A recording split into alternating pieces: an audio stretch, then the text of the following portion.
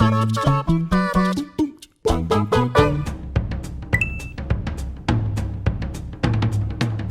everyone, Perennial Egg Jules here, and this is the thing, when it comes to a microtransactional purchase that I could never recommend under any circumstances, it's got to be any of the microtransactions found in Dead or Alive 6, and there are a lot of them. In fact, Ozzy and I, we actually added up how many there are and how much it would cost you to buy all of the DLC in that game, and it came to a staggering £1,800 on top of the price that you paid for the base game. That's just ridiculous, right? As is the fact that if you want to change your hair colour, they'll charge you for it. If you want to change it back to the original colour, they'll charge you again. This game is ridiculous. It's reaching a parody level of microtransactions and should be held up as an example of just like the monolith from like 2001 A Space Odyssey, of just like, this is the alpha and omega of bad things in the gaming industry. So yeah, I can never recommend that at all. I don't care if the game's fun, that is too far. Now, a video game purchase that I cannot justify has to have been the special collector's edition that I bought of Resident Evil 6. It should be enough said just there, just Resident Evil 6, anything to do with Resident Evil 6.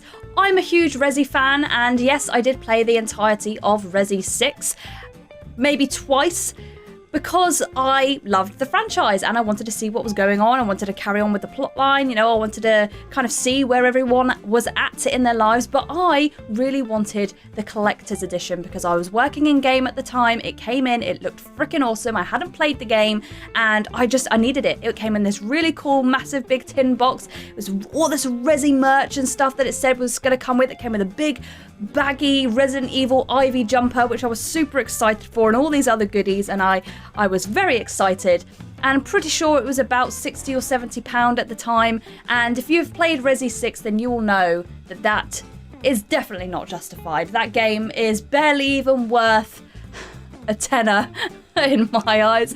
It was so incredibly bad, and I saved up, I bought it, and it was not good. It was not a good game, and even though I got it on sale, no, it wasn't worth it. Definitely wasn't worth it. I don't think even buying the game on its own, as in just the game, is justified, let alone a collector's edition. Yeah.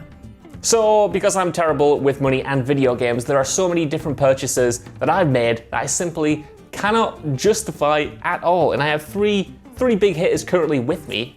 First up is Pop Idol, the video game, which obviously is not good because it's Pop Idol, the official video game. I mean, they couldn't even get a video game version of Simon Cowell. He just has like a photoshopped image like we do for thumbnails, which I really appreciate, but made by Codemasters, this, they certainly got better.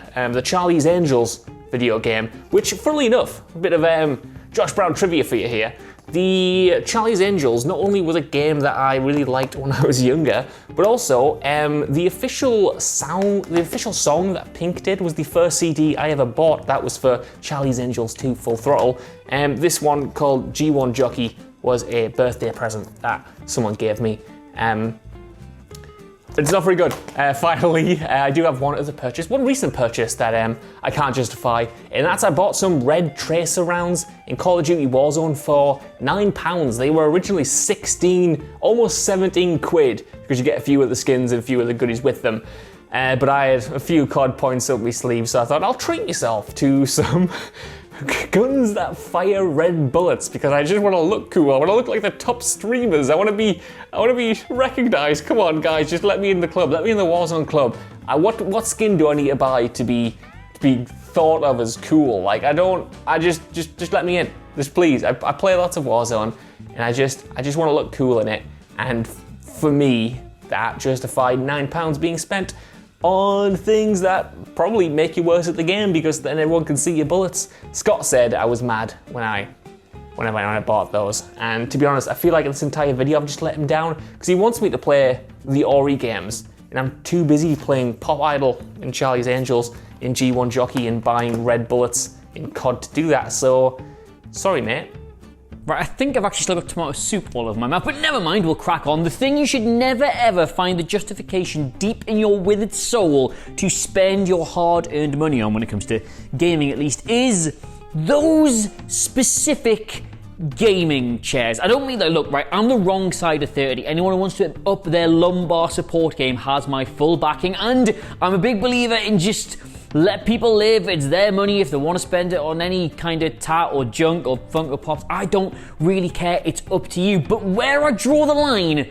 because there always is a line, is just those floor gaming chairs. I don't mean the nice posh ones that streamers need for their back. You've seen the really nice ones. I don't mean them. I mean those ones that just sit on your floor and rock back and forward. I've never met a single person who owns one of those who hasn't just given up. Like, never mind where your legs go. I don't know where your legs go when you sit in those things. You kind of just have to like support yourself as if you're getting your, you know, your swab done. I can't remember what it's actually called. Like, just nobody has one of those unless everything has gone wrong, right? I knew a man who I will not name, who got a really good job in TK Maxx here in the UK, and he actually gave it up so he could spend more time just talking to girls in college on the internet and playing World of Warcraft. And he had one of those chairs, and every single time I see one of those chairs, I think of him. So just, look, get a sofa, get a beanbag, get a grip. Okay, so let's pick this one apart. I gave in after most of 2020, saving up a lot of money because, you know, we're not out and about doing the stuff that we'd usually do. And when Black Friday rolled around, that's the thing I was waiting for. I was waiting for a certain price drop on this particular item. I bought the LG CX fancy, you know, you'll know what it is. If you're a tech person, if you're a TV person, you'll know what the LG CX means. It's sort of the TV that's doing the rounds most of 2020. Like, it's the gaming TV. It's the one. It's an OLED, whatever that means. And it's a thing that even Xbox have come out and said, oh, look, this is our like official, you know, this is the TV of the next generation. This will do all the bells and whistles, all the stuff that you want, all the ray tracing, all the fancy depth of color, ultra HD, all that kind of stuff. You want this TV.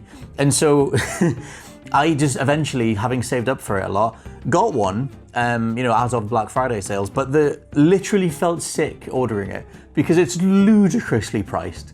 And I'm not going to give that away, I guess. It's more than £1,000. But stupid price for a television.